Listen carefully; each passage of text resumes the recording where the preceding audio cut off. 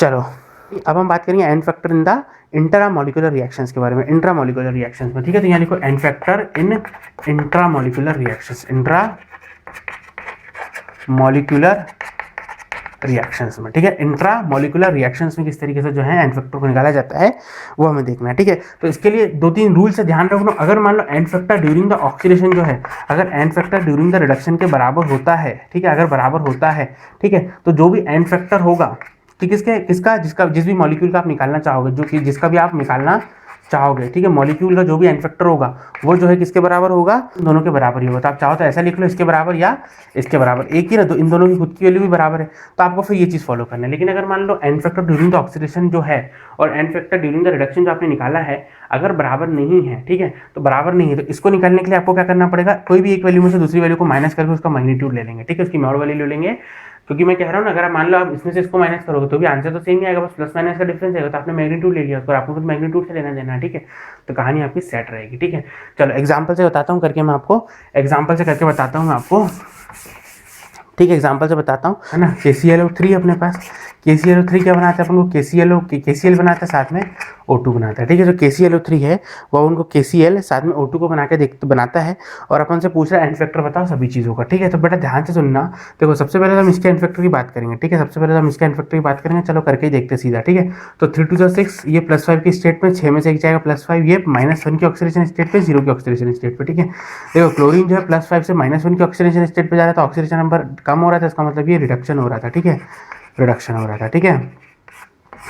ये जो है ऑक्सीजन जो है यहाँ पर, देखो ऑक्सीजन की अगर हम बात करें तो ये -2 के ऑक्सीडेशन स्टेट में -2 से जा रहा था 0 पे, मतलब ये -2 से 0 पे जा रहा है, इसका मतलब इसका जो ऑक्सीडेशन नंबर है वो इंक्रीज कर रहा है, इसका मतलब ये ऑक्सीडेशन हो गया, है ना। तो जो ऑक्सीजन है उसका ऑक्सीडेशन हो रहा है, जो क्लोरीन है वो उसका रिडक्शन हो रहा है, क्लोरीन का रिडक्शन हो रहा है, जो ऑक्सीजन उसका ऑक्सीडेशन हो रहा है, ठीक है। अब पूछ रहा है आपसे एंड फैक्टर पता करके बता बेटा किसका, KClO3 का, किसका, KClO3 का, ठीक है, ये अपन को पता करना है, ठीक है। अब कैसे पता करेंगे, देखो सबसे पहले हम पता करते हैं एंड फैक्टर जब ऑक्सीडेशन हो रहा था, ठीक है। तो देखो जब एंड फैक्टर जब ऑक्सीडेशन हो रहा था -2 से ये 0 पे जा रहा था, ठीक है। तो एंड फैक्टर ऑक्सीडेशन होते हुए टाइम पे पता करना है। तो ऑक्सीजन जब जा रहा था O2 पे, ठीक है, यानी कितने का डिफरेंस आ रहा था, 2 से 0 पे जा रहा था, कितने का डिफरेंस आ रहा था, 2 पे, 2 का डिफरेंस आ रहा था, दो कितने पे डिफरेंस आ रहा था, 3 पे, यानी 3 2 6 है ना, 2 का डिफरेंस आ रहा है कितने पे, 3 पे, तो 3 2 6 मतलब and factor during the oxidation वो कितना हो गया, 6 हो गया। अब यहाँ पर एक और चीज पता करना है, and factor during the reduction, ठीक है। तो जब रिडक्शन हो रहा था, यानी जो क्लोरीन था +5 से -1 की स्टेट पे जा रहा था, तो 5 से 1 पे जा रहा था, कितने का डिफरेंस आ रहा था, 6 का, कितने पे, 1 पे, यानी 6 1 6, यानी कि एंड फैक्टर ऑक्सीडेशन जब हो रहा था तब भी 6 था, और n factor during the reduction वो भी 6 था। अब आपको KClO3 का पता करना है। चूंकि मैंने बताया है अगर मान लो n factor during the oxidation और n factor during the reduction same आता है, तो पूरे मॉलिक्यूल का भी उन्हीं के बराबर होता है, मतलब ये भी जो है किसके बराबर होगा, 6 के बराबर होगा, मतलब KClO3 का जो एंड फैक्टर वो भी कितना होगा, 6 होगा, ठीक है। अच्छा अब अगर मैं सिर्फ इसका एंड फैक्टर पूछ लूँ, सिर्फ इसका एंड फैक्टर पूछ लूँ, किसका, इस यहाँ पे तो बड़ा सिंपल है सर पता लगाना, लेकिन यहाँ पर कैसे पता लगा, क्योंकि यहाँ पर एक स्पीशीज ऐसी है जिसमें जिसका ऑक्सीडेशन हो रहा है, और जिसपे एक स्पीशीज ऐसी है जिसका रिडक्शन हो रहा है, ठीक है। तो यहाँ पर जरूरत है, ठीक है, और क्योंकि एक ही मॉलिक्यूल में प्रेजेंट है, और डिस्प्रपोर्शनेशन रिएक्शन में भी एक ही एलिमेंट का ऑक्सीडेशन हो रहा था और एक रिडक्शन हो रहा था, तो पूरे ओवरऑल मॉलिक्यूल का कैसे निकाले ना, इसलिए डिस्प्रपोर्शनेशन रिएक्शन में और इंट्रा मॉलिक्यूलर रिडॉक्स रिएक्शन में अलग तरीका होता है थोड़ा सा एंड फैक्टर को निकालने का, ठीक है। और ये जो रिएक्शन, ये कौन सी रिएक्शन, ये इंट्रा मॉलिक्यूलर रिडॉक्स रिएक्शन है ना, क्योंकि जिसका ऑक्सीडेशन हो रहा है, जिसका रिडक्शन हो रहा है, वो भी एक ही मॉलिक्यूल में प्रेजेंट था। तो यहाँ पर इसका कैसे पता लगा, अगर मान लो दो एलिमेंट ऐसे होते हैं जिसका एक जैसे मान लो जिसका ऑक्सीडेशन हो रहा है, जिसका रिडक्शन हो रहा है, वो अलग अलग मॉलिक्यूल पर प्रेजेंट होता है, ठीक है। तो एक दोनों अलग अलग मॉलिक्यूल के लिए अलग अलग निकल जाती कहानी, लेकिन यहाँ पर इसका कैसे निकाली, जैसे एग्जाम्पल के तौर पर अगर मान लो, है ना, एग्जाम्पल के तौर पर मान लो इसका निकालना है, तो मैं कैसे निकालूंगा, -1 से जा रहा है कितने पे, +5 पे जा रहा है, कितने का डिफरेंस है, 6, इसका एंड फैक्टर 6 निकल जाएगा। 0 से जा रहा है किस पे, 0 से जा रहा है ये किस पे जा रहा है, -2 पे जा रहा है, कितने का डिफरेंस आ रहा है, 2 का डिफरेंस आ रहा है, कितने पे आ रहा है, 2 पे, यानी जो इसका फैक्टर वो कितने निकल जाएगा, 4 निकल जाएगा। 2 का डिफरेंस आ रहा है, कितने पे डिफरेंस आ रहा है, 2 पे, यानी 2 4 निकल जाएगा। तो यहाँ पे अगर सिर्फ ऑक्सीडेशन हो रहा है तो इंडिविजुअली उसका देखा जा सकता है, सिर्फ रिडक्शन हो रहा है तो उसका ऑक्सीडेशन इंडिविजुअली देखा जा सकता है, ठीक है। क्योंकि यहाँ से 0 पे -2 पे जा रहा है, रिडक्शन हो रहा है, तो हमने सिर्फ रिडक्शन पे देख लिया, ये -1 से +5 पे जा रहा है, ऑक्सीडेशन सिर्फ ऑक्सीडेशन का देख लिया। लेकिन इसका कैसे देखोगे, अगर मान लो सिर्फ और सिर्फ रिडक्शन हो रहा है तो कहानी ऐसे हो जाती है, अगर सिर्फ ऑक्सीडेशन होता तो कोई कहानी ऐसी होती, लेकिन यहाँ पर एक एलिमेंट ऐसा था जिसका ऑक्सीडेशन हो रहा था और एक एलिमेंट ऐसा था जिसका रिडक्शन हो रहा था, तो ये पूरे का क्या होगा, इस पूरे का क्या होगा, ठीक है। तो उसका तरीका क्या हुआ कि अगर मान लो इसका एन फैक्टर मुझे इस पूरे मॉलिक्यूल का पता करना है, ये जो इस पूरे मॉलिक्यूल का पता करना है वो कितना होगा, n factor during the oxidation. अगर मान लो n factor during the reduction बराबर आते हैं तो जो एन फैक्टर होगा पूरे मॉलिक्यूल का वो उन्हीं के बराबर होगा।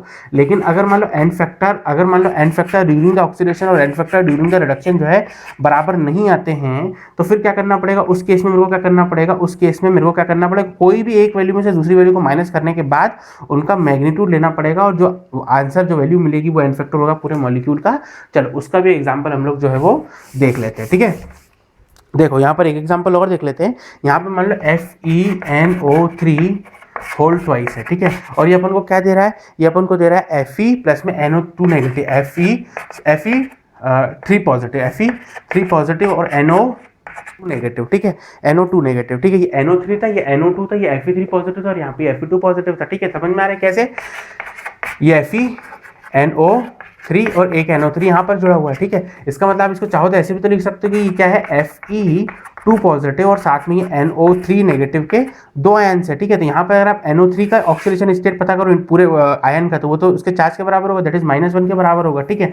और यहाँ पर आयरन जो है +2 के ऑक्सीडेशन स्टेट पर है, +2 के ऑक्सीडेशन स्टेट पर है, +3 पे जा रहा है। चलो इसकी बात करते हैं, ये है NO3 नेगेटिव, ये क्या है NO3 नेगेटिव, ये क्या है NO3 नेगेटिव, यानी 3 2 6 6 में से एक जगह तो कितना बचेगा +5, यानी यहाँ पे जो नाइट्रोजन है वो +5 के ऑक्सीडेशन स्टेट पर है, यहाँ पर 2 4 4 में से एक जाएगा तो ये बचेगा +3, यानी यहाँ पे जो नाइट्रोजन है +3 के ऑक्सीडेशन स्टेट पर है। तो ध्यान से देखो तो ये +2 से +3 पे जा रहा है, मतलब इसका ऑक्सीडेशन नंबर इंक्रीज कर रहा है, मतलब ये तो उसका हो गया ऑक्सीडेशन। और नाइट्रोजन जो है वो कहाँ से जा रहा है, +5 से +3 पे जा रहा है, मतलब 2 का डिफरेंस आ रहा है, इसका मतलब ऑक्सीडेशन नंबर 2 से डिक्रीज कर रही है, मतलब ये हो गया इसका रिडक्शन। अब यहाँ पर अगर मुझे एन फैक्टर पता करना है ड्यूरिंग द ऑक्सीडेशन, देखो अगर मान लो ये यहाँ पर अगर मान लो नाइट्रोजन और आयरन अलग अलग मॉलिक्यूल में प्रेजेंट होता तो हम दोनों ही मॉलिक्यूल के अलग अलग एन फैक्टर निकाल लेते हैं, लेकिन यहाँ पर जिसका ऑक्सीडेशन हो रहा है जिसका रिडक्शन हो रहा है तो एक ही मॉलिक्यूल में प्रेजेंट है, तो फिर कैसे निकालते हैं, इसलिए ये तरीके से निकाला जाता है। बात समझ में आती है कि नहीं आती, इसलिए तरीके से निकाला जाता है। तो यहाँ पर N factor during the oxidation पता करो कितना हो जाएगा, +2 से जा रहा है +3 पे ऑक्सीडेशन हो रहा है ना, और कितने का डिफरेंस आ रहा है, एक का डिफरेंस आ रहा है, कितने पे आ रहा है, एक ही पे डिफरेंस आ रहा है, यानी N factor during the oxidation कितना हो जाएगा, 1 हो जाएगा। अब एन फैक्टर पता करना है during the reduction, N factor पता करना है ड्यूरिंग द रिडक्शन, वो कितना हो जाएगा, तो रिडक्शन देखो +5 से जा रहा है +3 पे कितने का डिफरेंस आ रहा है, 2 का डिफरेंस आ रहा है, कितने पे डिफरेंस आ रहा है, तो ध्यान से देखो तो NO3 2 है, मतलब 2 नाइट्रोजन है, मतलब कुल मिला के ये 2 है, इसका मतलब जो डिफरेंस आ रहा है वो कितने का आ रहा है, 4 का आ रहा है कुल मिला के। तो N factor during the reduction वो 4 हो गया, N factor during the oxidation वो 1 हो गया। अब मेरे को पता क्या करना है, अब तो मेरे को इस पूरे का क्या पता करना है। अच्छा ये बताओ, ये एन फैक्टर ऑक्सीडेशन के टाइम पे और N factor during the reduction ये दोनों चीजें बराबर थी क्या, ऑब्वियस सी बात है, ये कितना था, 1 था और ये 4 था, दोनों आपस में बराबर नहीं थे, ठीक है, दोनों आपस में बराबर नहीं थे। तो कंडीशन क्या बैठी कि अगर मुझे FeNO3 होल ट्वाइस का अगर एन फैक्टर पता करना है तो मैं कैसे करूंगा, फिर मैं क्या करूंगा, इन दोनों का मैग्नीट्यूड ले लूंगा, मतलब इन दोनों के कोई भी एक वैल्यू में से दूसरी वैल्यू को माइनस करूंगा और फिर उसका मैग्नीट्यूड ले लूंगा। चलो ऑक्सीडेशन में रिडक्शन का माइनस करें तो ये हो जाएगा -1 - 4 दैट इज इक्वल टू 3। अपन को तो इसका मैग्नीट्यूड से लेना देना तो -3 पे आएगा, तो अपन को तो लेना देना सिर्फ 3 से है, ठीक है। तो आंसर कितना हो जाएगा, 3 हो जाएगा। इसका मतलब जो एग्जैक्ट आंसर वो कितना है, 3 है, इसका मतलब 3 है। अगर आप इसमें से इसको माइनस करते तो भी आंसर आपका कितना आता, 3 आता, तो फिर डायरेक्ट काम हो जाता। क्या अपन को तो लेना देना 3 से है और अपना आंसर जो है 3 आ गया है, ठीक है। तो उस टाइम पे मैं ये कह सकता हूँ कि इसका जो एन फैक्टर है, इस पूरे का जो एन फैक्टर है वो कितना है, 3 है। अच्छा अगर मुझे सिर्फ इसका एन फैक्टर पता करना होता तो तामझाम क्यों नहीं होती, क्योंकि यहाँ पर +3 से +2 पे जा रहा है, ऑक्सीडेशन नंबर डिक्रीज करे, इसका मतलब इसका रिडक्शन हो रहा है। इस अगर रिएक्शन को बैकवर्ड डायरेक्शन से देखो तो सिर्फ रिडक्शन हो रहा है, तो कहानी तो ऐसे पता पड़ जाएगी, सिर्फ ऑक्सीडेशन हो रहा है तो number of moles of electron कितने ट्रांसफर हो रहा है, मतलब एन फैक्टर ऐसे पता पड़ जाएगा। लेकिन यहाँ पर क्या है, एक ही मतलब जिसका ऑक्सीडेशन हो रहा है जिसका रिडक्शन हो रहा है वो एक ही मॉलिक्यूल में प्रेजेंट है, ठीक है। तो कैसे पता पड़ेंगे, तो ऐसे पता करेंगे, ठीक है। तो इसका अगर पता करना है तो +3 से +2 पे जा रहा है, कितने का डिफरेंस आ रहा है, 1 का डिफरेंस आ रहा है, कितने पे आ रहा है, 1 पे, ठीक है। और डिस्प्रोपोर्शनेशन रिएक्शन में भी क्या हो रहा था, H2O2 था और मान लो अपन को मिल रहा था H2O, साथ में मिल रहा था O2, ठीक है। तो यहाँ पर ये जो ऑक्सीजन था -1 पे था, -2 पे जा रहा था और 0 पे जा रहा था, मतलब एक ही एलिमेंट का ऑक्सीडेशन हो रहा था और रिडक्शन हो रहा था, ठीक है। तो आप एन फैक्टर कैसे पता करोगे, जैसे इसका पता करना तो -2 से -1 पे जा रहा है, कितने का डिफरेंस आ रहा है, 1 का डिफरेंस आ रहा है, ठीक है। तो इसका एन फैक्टर 1 निकल जाएगा। ये 0 से 1 पे जा रहा है, कितने का डिफरेंस आ रहा है, 1 पे, लेकिन 2 पे आ रहा है, ठीक है। 1 का डिफरेंस आ रहा है 2 पे, तो इसका एन फैक्टर 2 निकल जाएगा, 2 1 2, ठीक है। लेकिन यहाँ पे कैसे करोगे, यहाँ पर हमें ये भी मालूम है कि ये वाली स्पीशीज ऑक्सीडेशन भी कर रही है और रिडक्शन भी कर रही है, ठीक है। इसलिए यहाँ पे ये फॉर्मूला लगाए जाते हैं कि अगर मान लो डिस्प्रोपोर्शनेशन रिएक्शन, क्योंकि यहाँ पर जिसका ऑक्सीडेशन हो रहा है और रिडक्शन होता है वो एक ही एलिमेंट है या एक ही मॉलिक्यूल में प्रेजेंट है, ठीक है ना। तो इसलिए कैसे पता करें, अगर मान लो सिर्फ ऑक्सीडेशन हो रहा होता तो 1 सेकंड में कहानी पता पड़ जाती, रिडक्शन हो रहा था तो 1 सेकंड में कहानी पता पड़ जाती, लेकिन यहाँ पर ऑक्सीडेशन भी चल रहा है और रिडक्शन भी चल रहा है, ठीक है। तो फिर कैसे करेंगे, इसलिए हम लोग इस तरीके से काम करते हैं कि अगर मुझे इस वाली केस में या डिस्प्रोपोर्शन रिएक्शन में अगर मान लो मुझे एन फैक्टर कैलकुलेट करना है तो मैं क्या करूंगा, n factor during the oxidation into में n factor during the reduction into में n factor during the oxidation plus में n factor during the reduction, ये वाला फॉर्मूला यूज करूंगा इन द डिस्प्रोपोर्शनेशन रिएक्शन। और अगर मान लो इंट्रामोलिकुलर रिडॉक्स रिएक्शन हुई तो वहां पे मैं चेक करूंगा n factor during the oxidation, अगर मान लो n factor during the reduction के बराबर आता है तो जो एन फैक्टर पूरे मॉलिक्यूल का होगा वो इनके बराबर होगा, दोनों बराबर है, इनके बराबर होगा, ठीक है। लेकिन अगर मान लो इफ, ठीक है, ये वाली, और अगर मान लो इफ एन फैक्टर जो है ऑक्सीडेशन के टाइम पे और एन फैक्टर रिडक्शन के टाइम पे बराबर नहीं आता है तो एन फैक्टर पूरे मॉलिक्यूल का कैसे पता करोगे, पूरे मॉलिक्यूल का कैसे पता पड़ोगे, एन फैक्टर ऑक्सीडेशन या रिडक्शन में से किसी को भी एक दूसरे से माइनस कर दो, फिर मैग्नीट्यूड ले लो, ठीक है। तो जो आपको आंसर मिलेगा वो पूरे मॉलिक्यूल का एन फैक्टर हो जाएगा, ठीक है। इस तरीके से जो है अप्रोच करते हैं। लेकिन अगर मान लो इंटर मॉलिक्यूलर रिडॉक्स रिएक्शन होती है, इंटर